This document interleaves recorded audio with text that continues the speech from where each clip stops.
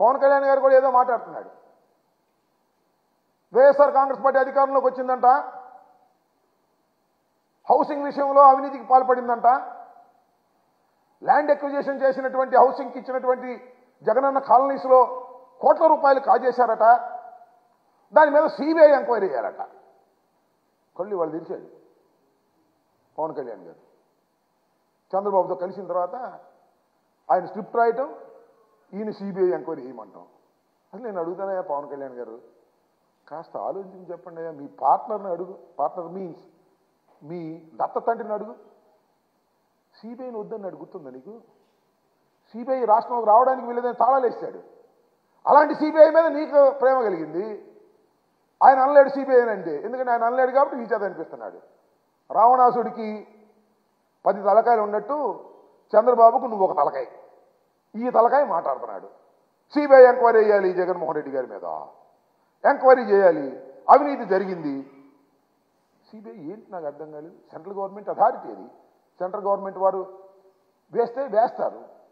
అదే చంద్రబాబు నాయుడు గారు central government పంపించినటువంటి సిబిఐ రాష్ట్ర సరిహద్దుల్లోకి రావడానికి వీలు లేదని గగ్గోలు పెట్టి తాళాలు వేసినటువంటి చంద్రబాబు నాయుడు గారి ప్రభుత్వం అప్పుడు ఉంటే ఆ పార్టీతో నువ్వు జత కట్టి ఇవాళ ఈ పిచ్చి మాటలు మాట్లాడే పరిస్థితికి నువ్వు ఎందుకు దిగజారిపోయావో ఒకసారి ఆలోచించమని మనం చేస్తున్నాం. చంద్రబాబు నాయుడు గారి ప్రభుత్వం అధికారంలో ఉన్నప్పుడు నువ్వు అపోజిషన్లో ఉన్నట్టుగా నటించావు కదా. చివరిలో ఏ రోజైనా ఒక లెటర్ రాసావంటాయా ఇంత అవినీతి జరుగుతుందని మైకులో చెప్పడం తప్ప? చంద్రబాబు నాయుడు గారు అవినీతి చేశాడని చెప్పావు, లోకేష్ బాబు అవినీతి చేశాడని చెప్పావు, మంత్రివర్గ సభ్యులు అవినీతి చేశారని కేకలేశావు. ఆ రోజు కూడా విమర్శించావు, మర్చిపోయావు నువ్వు కలిసిన తర్వాత. ఆ రోజున ఎప్పుడైనా కేంద్ర ప్రభుత్వానికి లెటర్ రాశావా? రాయు, ఎందుకంటే ప్యాకేజ్ సిస్టమ్. ఆయన ప్యాకేజ్ ఇస్తాడు, నువ్వు మాట్లాడతావు. ఇవాళ కూడా నువ్వు ఆయన ప్యాకేజ్ ఇస్తేనో ఆయన ఏదో ఇస్తేనో జగన్మోహన్ రెడ్డి గారి ప్రభుత్వం మీద సిబిఐ ఎంక్వైరీ చేయాలని లెటర్ రాసేటట్టి స్థాయికి దిగజారిపోయినటువంటి పరిస్థితిలో ఉన్నావనే విషయాన్ని ఈ సందర్భంగా నేను చెప్పదలుచుకున్నాను. మరొక విషయాన్ని చాలా స్పష్టంగా మరొకసారి రీట్రేట్ చేస్తున్నాను. ఈ జనసేన తెలుగుదేశం పార్టీ కలయిక 2 అరాచక శక్తుల కలయిక. ఈ కలయిక రాష్ట్రానికి ఆరోగ్యకరం కాదు. ఈ కలయిక ఈ రాష్ట్రాన్ని సర్వనాశనం చేయడానికి పనికొచ్చేదే. వీళ్ళు గెలిచేవాళ్ళు కాదు, చచ్చేవాళ్ళు కాదు. అరాచకాన్ని సృష్టించి ఈ సాంప్రదాయాలన్నింటినీ కూడా భిన్నం చేసి అరాచకాన్ని సృష్టించాలనే ప్రయత్నం చేసేటటువంటి తత్వం కలిగినటువంటి చంద్రబాబు నాయుడు గారికి ఒకటే ఒక లక్షణం ఉంది. అధికారంలో ఉంటే అందరూ ప్రశాంతంగా ఉండాలి, పోలీసు వ్యవస్థ మంచిదని చెప్పాలి. అధికారం పోయిందంటే తగాదాలు సృష్టించాలి, గొడవలు సృష్టించాలి, పోలీసుల మీద ఎగబడాలి. ఇది చంద్రబాబు నాయుడు గారి నైజం. ఇది నేను చెప్పిన మాట కాదు, ఆయన తోడెల్లుడే పుస్తకంలో రాసినటువంటి సత్యాలు. మన ఎన్టీ రామారావు గారు కూడా అనేక సందర్భాల్లో పాపం ఆయన్ని దించేసిన తర్వాత చెప్పినటువంటి సందర్భాలు కూడా ఉన్నాయి. అవన్నీ చూసుకోమని మనవి చేస్తున్నా. కాబట్టి ఈ రాష్ట్రంలో అరాచకాలు సృష్టించడానికి ప్రయత్నం చేసేటటువంటి ఈ రాజకీయ శక్తుల్ని ప్రజలు గమనించాలని, ఎవరైతే అరాచకాలు సృష్టించడానికి ప్రయత్నం చేసి విడుదల రజనీ గారి ఆఫీస్ మీద దాడులు చేశారో ఖబర్దార్ చెప్తున్నాం. ఇలాంటి దాడులు చేసే వాళ్ళని చట్టం వదిలిపెట్టదు, ఉక్కు పాదంతో అణిచివేస్తాం, జాగ్రత్త అని ఈ సందర్భంగా మీ ద్వారా వారికి హెచ్చరిక చేస్తూ ఉన్నానని మనవి చేస్తున్నాను. ఎస్, మొన్న కూడా బ్రహ్మనాయుడు గారి మీద దాడి చేసినటువంటి సంఘటన మీరు చూశారు. ఎక్కడైనా దాడి చేయటమే, దాడి చేసి అరాచకాన్ని సృష్టించాలి అనేటువంటి ఆలోచనతో వాళ్ళ మైండ్ సెట్ ఉంది. నేను మీకు చెప్తున్నా కదా, నేను ఖమ్మం బంధువుల మ్యారేజ్కి వెళ్తే అక్కడ నా మీదకి వచ్చారు పనికి మాలిన వాళ్ళు. అందరూ ఒకే సామాజిక వర్గం. చిత్రమైన విషయం. ఇలా నేను ఆ రోజునే చెప్పా, ఒక ఉగ్రవాద సంస్థలాగా మారుతుంది. ఎందుకంటే ఆ ఉగ్రవాద సంస్థ ఏమనుకునేవాళ్ళు చాలామంది పూర్వం తుపాకీ గొట్టం ద్వారా రాజ్యాంగం రావాలనుకునేవాళ్ళు. వీళ్ళు కూడా రాళ్లు వేయడం ద్వారానో, ఫ్లెక్సీలు చించడం ద్వారానో, లేదు డబాయించడం ద్వారానో, లేదా ఎవరినైనా కొట్టడం ద్వారానో అధికారం సాధించాలని అనుకుంటున్నారా? అది మీకు పొరపాటు అని ఈ సందర్భంగా నేను మనవి చేస్తున్నాను. ఇలాంటి అరాచక శక్తుల్ని ప్రజాస్వామ్యంలో రాష్ట్ర ప్రజలే కాదు, దేశ ప్రజలు కూడా సహించలేనటువంటి వాస్తవాలను గమనించాలని కూడా ఈ సందర్భంగా మీ ద్వారా రాష్ట్ర ప్రజానీకానికి చెప్పదలుచుకున్నాను. గుంటూరులో జరిగినటువంటి సంఘటన ఏదైతే విడుదల రజనీ గారి ఆఫీసు మీద దాడి చేయడానికి ప్రయత్నం చేశారో ఆ ప్రయత్నాన్ని అన్ని రాజకీయ పక్షాలు, ఆ రెండు మినహా అన్ని రాజకీయ పక్షాలు ఖండించవలసినటువంటి అవసరం ఉంది.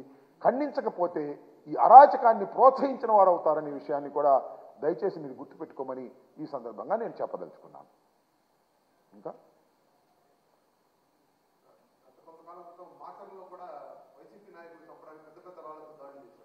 చాలా సందర్భాల్లో మాచర్లనే కాదు, వాళ్ళు ఎప్పుడైతే చంద్రబాబు నాయుడు గారు చాలా ఫ్రస్ట్రేషన్లో ఉన్నాడు. ఎందుకు ఫ్రస్ట్రేషన్లో ఉన్నాడంటే చాలా సందర్భాలు చెబుతున్నాడు, నాకేమి 14 సంవత్సరాలు ముఖ్యమంత్రిగా చేశాను, నాకేమీ ముఖ్యమంత్రి అవసరం లేదు అంటున్నాడు. నిజమని నమ్ముతున్నారా? శాసనసభ ఏం చెప్పలేడు, ఏం చెప్పి ఏడ్చాడు. నేను మళ్ళా వస్తే శాసనసభకి ముఖ్యమంత్రిగానే వస్తానన్నాడు. ఏది నాకు అర్థం కాలే. ఎంత ఆశ, ఎంత పదవి వ్యామోహం. మళ్ళీ ముఖ్యమంత్రిగా అయితేనే ఆ శాసనసభకు వస్తాడంట. మరి శాసనసభకు వచ్చే 175 మంది ముఖ్యమంత్రులు అవుతారా? ప్రజాస్వామ్యంలో ప్రతిపక్ష పాత్ర ప్రతిపక్ష పోషించాలి, అధికారంలో ఉన్నవారు అధికార పక్ష పాత్రను పోషించాలి ప్రజాస్వామ్యంలో. అలా కాదు, ఆయన ముఖ్యమంత్రి అయితేనే శాసనసభకు వస్తాడు, లేకపోతే రాడు. వాడు ముఖ్యమంత్రి కోసం కసరత్తు చేస్తున్నాడు, మంత్రాలు చదువుతున్నాడు, రుబ్బుతున్నాడు, అయినా అయ్యే పరిస్థితి లేదు. పారే పరిస్థితి లేక రాళ్ళు వేసే కార్యక్రమం, గడ్డలు వేసే కార్యక్రమం, రెచ్చగొట్టే కార్యక్రమం.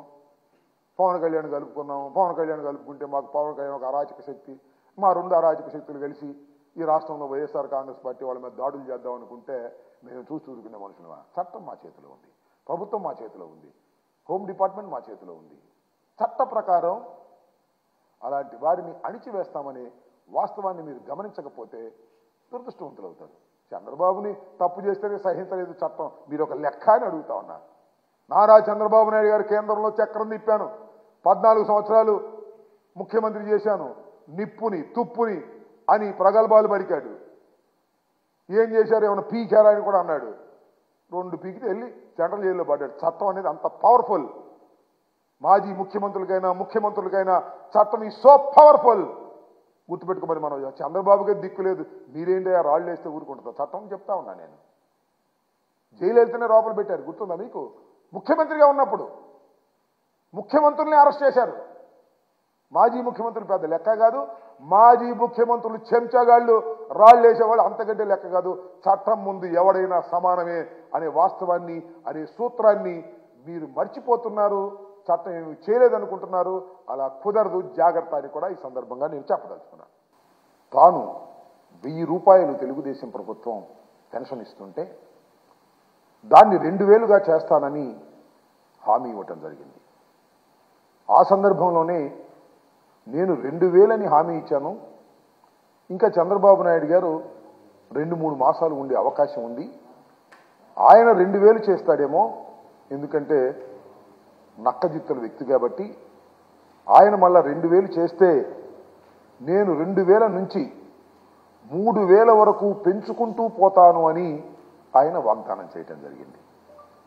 దాని ప్రకారంగానే ఆయన అధికారంలోకి వచ్చిన తర్వాత 2250 నుంచి 2250 నుంచి మళ్ళీ 2500, 2750, మళ్ళా 3000 చేసినటువంటి సందర్భం ఇదే రోజని మనం చేస్తున్నాం. ఈ సంవత్సరంలో మొదటి రోజున 3000 రూపాయలు పెన్షన్ ఇచ్చేటటువంటి కార్యక్రమాన్ని జగన్మోహన్ రెడ్డి గారి ప్రభుత్వం నిర్ణయం తీసుకుంది. 3వ తారీఖు నుంచి ప్రతి ఇంటికి వెళ్లి వాలంటీర్ ఇచ్చిన వాగ్దానాన్ని నిలబెట్టుకుని 3000 రూపాయలు అంటే 500 రూపాయల నోట్లు వారికిచ్చి ఇచ్చిన వాగ్దానాన్ని నిలబెట్టుకున్నటువంటి ముఖ్యమంత్రిగా జగన్మోహన్ రెడ్డి గారు ప్రజలకు చేరువ కాబోతున్నాడని సందర్భంగా నేను మనవి చేస్తున్నా.